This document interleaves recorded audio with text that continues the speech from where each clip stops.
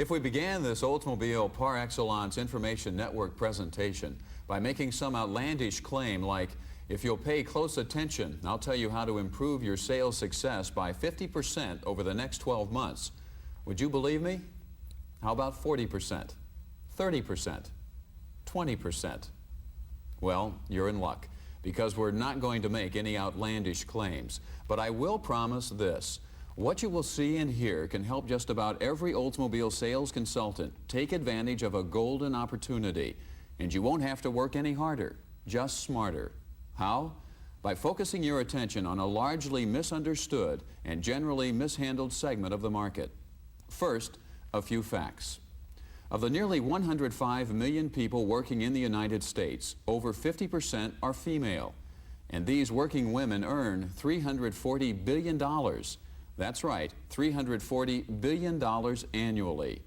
47% of all licensed drivers are female. And independently, these women shop for, select, and buy about $30 billion worth of new cars each year. Further, as part of a family, wife, mother, or sister, women play a decisive role in determining where, when, how, and on what another $60 billion is spent on new vehicle purchases. Here are some other facts. As a group, female new car buyers tend to be better educated, younger, and more often single than men who purchase new cars. The implication of all of this demographic data is that there's a very good chance that 4 out of every 10 people who should be buying from you should be female. And when you add to this their direct influence on the purchase of the family car, it's more like 8 out of 10 buying decisions that will be made or strongly influenced by women. And in terms of dollars, it adds up to a $90 billion opportunity. And this is not to mention the tremendous service opportunity. The new car sale is just the beginning of a very profitable relationship. But the facts indicate that most sales and service people are not meeting the needs of women buyers. So what are we doing wrong? Buying a new car should be fun and exciting, and getting your car repaired, while inconvenient and time-consuming, should not necessarily be a downer, right?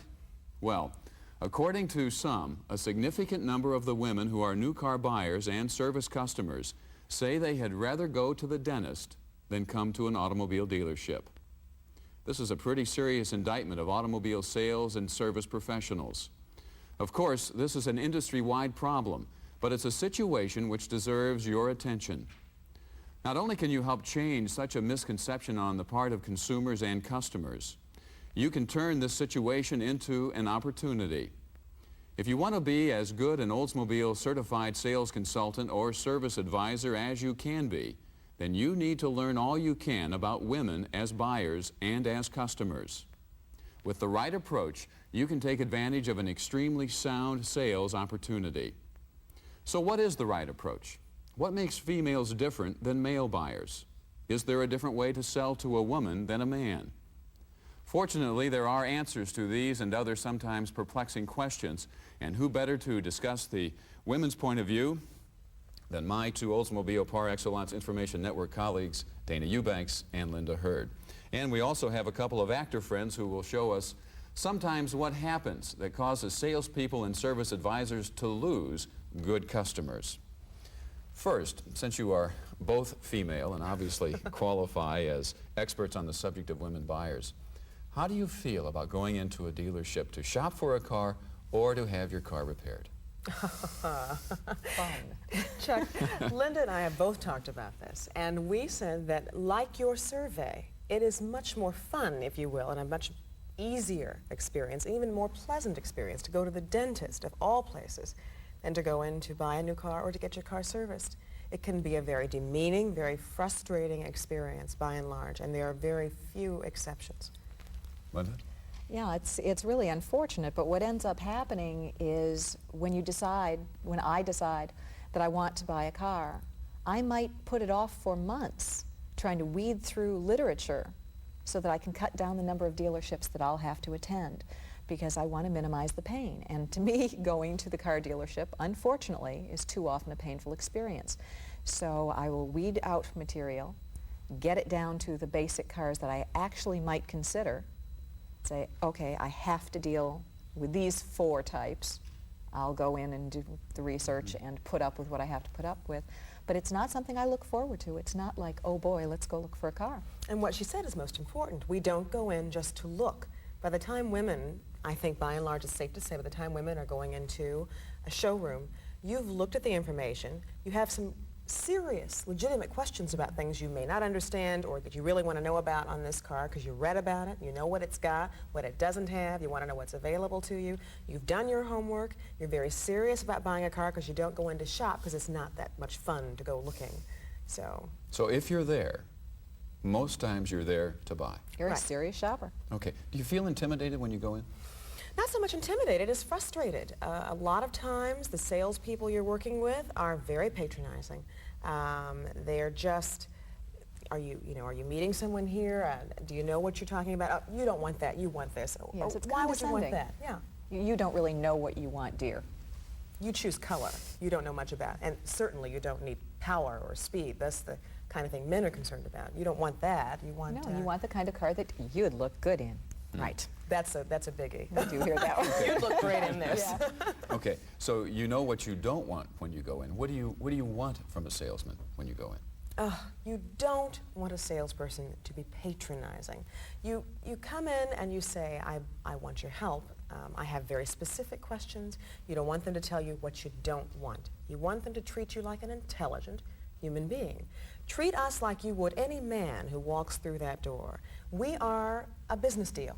We are walking in with buying power, quite capable of making our own decisions. We know what we want. Talk to us as intelligent people and don't treat us differently. Yeah, and very often what we do face is the attitude that it's a social occasion that we're there. It's almost as if we went in looking for a date. You don't go to a car dealership looking for a date. You go there looking for a car. You want information. You want someone who will talk to you, to give you the information that you came there for and treat you like any other customer. Okay, but there is a dilemma there. Now let's be realistic. When a woman walks into a dealership, the salesman many times may have a conflict there, reacting to you as you look or interacting with you as a person. What's the advice that you would give a salesman? There should be no dilemma, Chuck.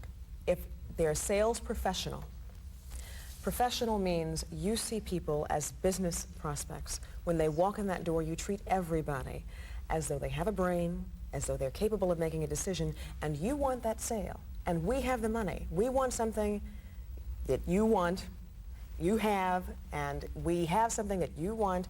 Treat us with respect. Provide the information that we need. You should have done your homework so you can answer our questions accurately. And don't treat us as though we've come into a singles bar. If a woman's unattractive or attractive, don't hit on her. For God's sake, when you ask for the phone number, be asking for it for a serious reason. We don't want to be hit on. We're not there for that reason. We want to be picked up, we'll go to a singles bar. If we want to go buy a car, we'll go to a showroom. Yeah, it's exactly the kind of thing we were discussing earlier. We just want to feel comfortable. If it's that offensive, if someone is either treating me like a potential date or treating me like all I need to be concerned about is whether the car goes into drive here with a D and P here for parking, if that's all you're going to talk to me about and how cute I might look in this car and how I need a little two-door red car because you're a racy type, don't do that. I'll turn right around, walk out, and spend my money down the street. So treat you as a person. Real people. Grown-ups who spend money, lots of money. Treat us as though you respect our decision-making power and the money that we're there to spend.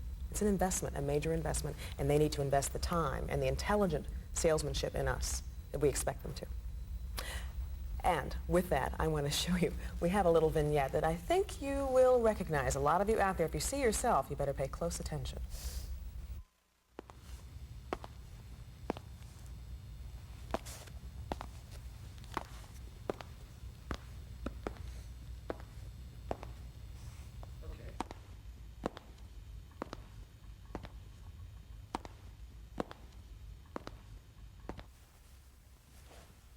Well, hello there. Meeting your husband here to look at some new cars? And I had such high hopes for this place.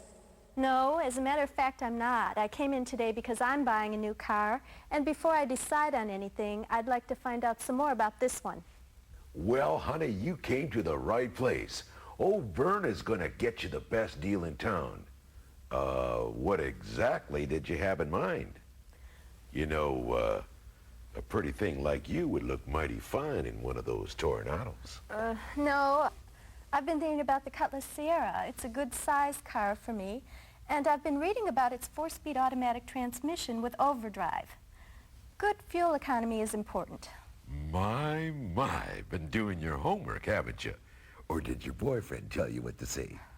Or your dad? You did say you weren't married, didn't you? As we saw, it didn't appear that he was the least bit interested in finding out what she wanted in a car. He wanted to know whether or not she was married. And aside from any ulterior motives, he assumed, and we know what it means to assume, he assumed that some male, husband, father, brother, boyfriend, some man would be involved in the deal. As Chuck's figures showed, about 40% of the women who purchase new cars do so on their own. So please, gentlemen, respect women for being able to make the decisions by themselves without a male influence. I don't think we have any doubts about that. But tell me, what do you want to know from the salesperson about the car? Everything. Well, of course not everything. But just don't take it for granted that because we're female and probably didn't grow up playing with toy cars or building hot rods, that means that we don't have an interest in those things that will make a car drive better. Give me better gas mileage. The things that make it more reliable and durable. So this is where the engine is. And the transmission, oh, that's under there somewhere. You know, since we've gone the front-wheel drive, things look different under the hood. It's kind of difficult to remember what's what anymore. Oh, wait a minute.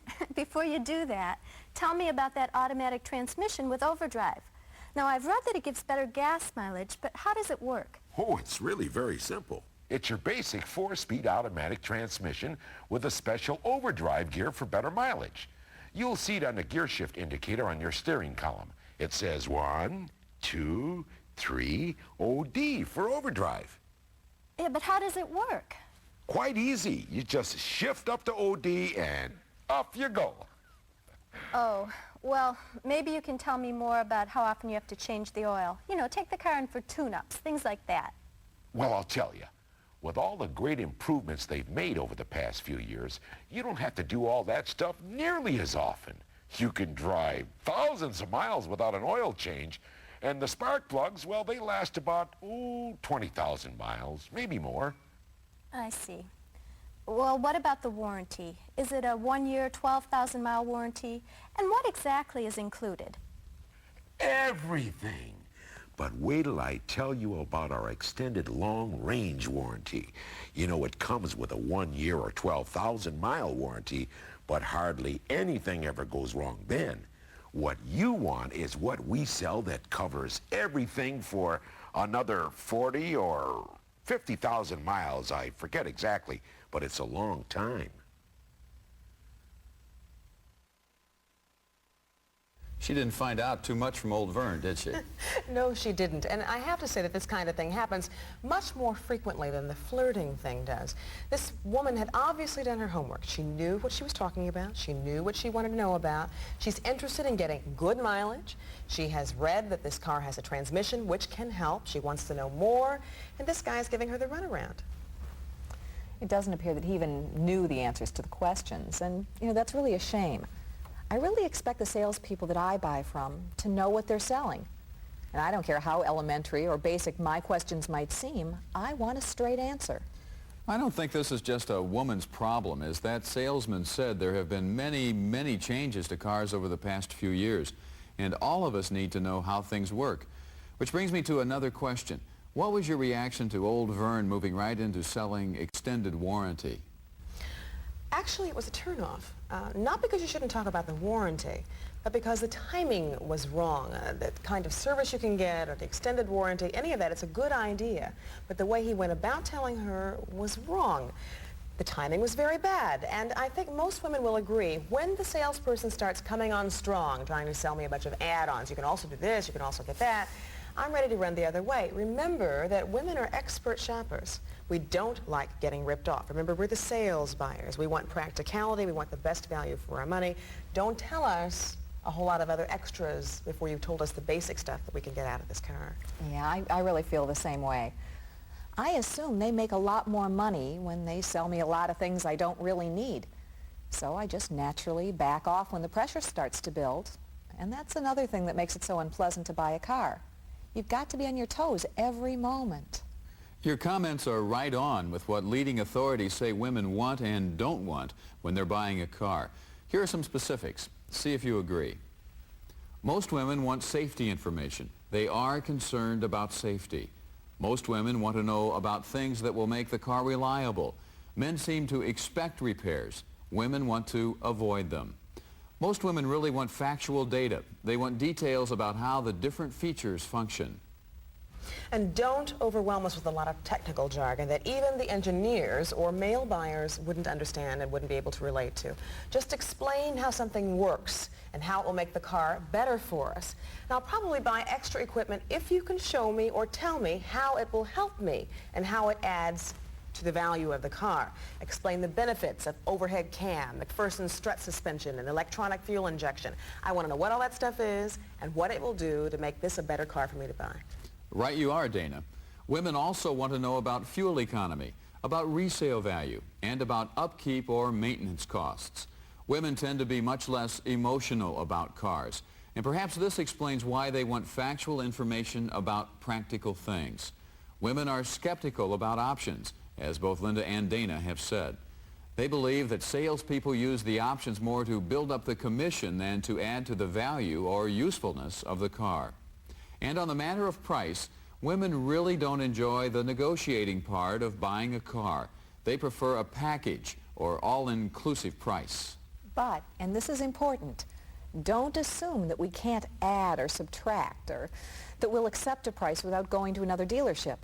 The difference is that men seem to really enjoy what they call the would you take part of buying a car. As a woman, I want to be convinced that what I'm getting is a fair value for my money. And if I'm not, then I'll keep looking around until I find the right place for me to spend my money.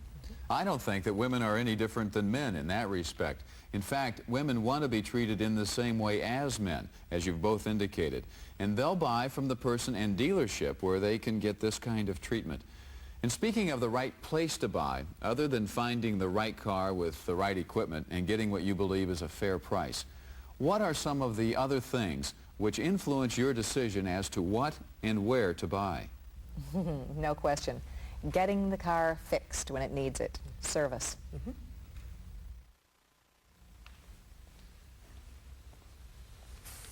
Hi there, little lady. What's your problem?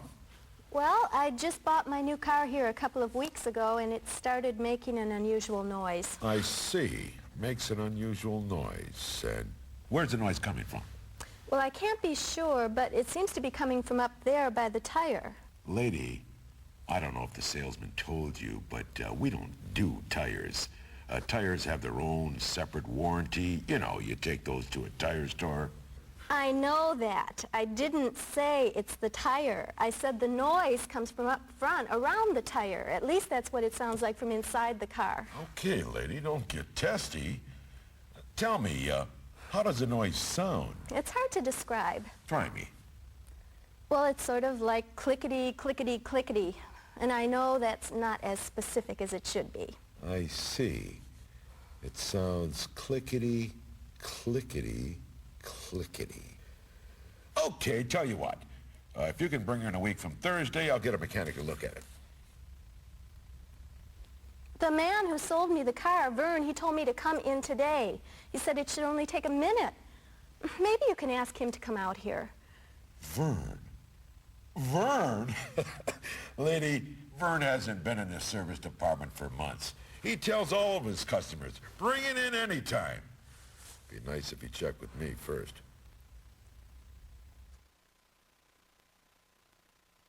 Funny? Not really. Some variation of this happens all too often, and not just to women only. When we purchase a new car, we want a long-term relationship. We want to know the service people, and above all, We expect our salesperson to help us as well. We also want the same courteous treatment we expect from salespeople. And here again, don't talk down to us. I know it's difficult sometimes to have a layperson try to explain a technical problem, but bear with us. A clickety-click noise is different from a clunk-clunk. If you ask the right questions, we'll eventually give you the right answers. And don't forget to give a full explanation of the service and parts charges. This was high on the lists of women's concerns about dealership service, and I have to say it's high on my list as well. I think that you get our point. Whether it's on the showroom floor or in the service department, women want to be treated with courtesy and respect. They want to be listened to. They want easy-to-understand answers and explanations.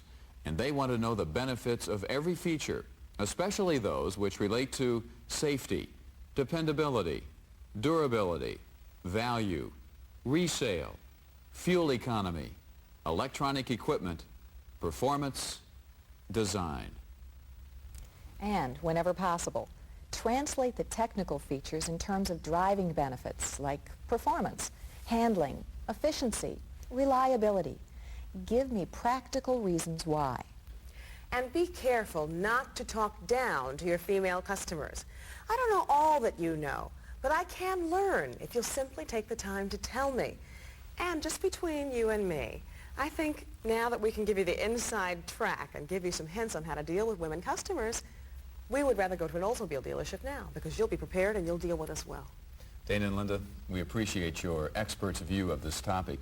As you know, it's crucial to our Oldsmobile associates that they take the lead in creating sales and service reputations which will attract women to their dealerships. And in this regard, any closing comments that you'd like to leave our audience of Oldsmobile sales and service professionals with? I think, Chuck, it's just most important to reiterate something. I recently interviewed one of the top car salespeople in the country. And when I asked him how he deals with women customers as opposed to men, he said, I deal with them the same way. He says that all salespeople should treat that customer like they would like to be treated. Be respected, give them the information they want, and see them as a prospective business deal. A car is a huge investment, and women have the money to spend, and they know how to make decisions, even if they're homemakers. Think of if you have a wife who's a homemaker, she's running a small corporation there. She makes decisions. Treat her with respect, and you'll see that the dealership benefits and you benefit with happy customers and with a lot more money. The benefits that I want to discuss really deal with both sides also. Benefits for the female customer if she is treated the way we've been talking about, just like another person, giving her the information she needs, the respect that she needs, the one-on-one business relationship that she needs in making a large business decision.